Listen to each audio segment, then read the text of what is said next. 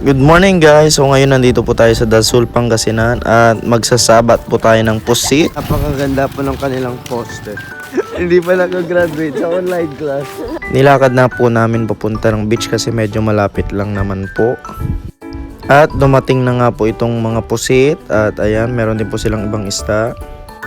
Ito guys yung morning view po dito sa beach sa Tambubong. At ayan guys, wala pong katao-tao kasi hindi po dito yung lugar ng may mga cottage. At nagkape na lang muna kami kila Jessica, pumalik po kami. And nag-prepare po ng brunch po namin. And bumalik na lang po kami sa pinuntahan namin kanina kasi wala pong tao, solo yung place. At ayan na guys, prepare lang po namin yung pagbubudol fightan po namin. Happy birthday! Ano yan yung sabaw nga? Asan yung itlog maalat? Masasayin nyo na yun kung paano nyo yun i-take. Sabaw ka nyo! Asan yung sabaw? Ganyan na ako kamahal. Then ayun guys, nag-swimming na lang po kami saglit since 11:30 na po at alauna meron po silang liga.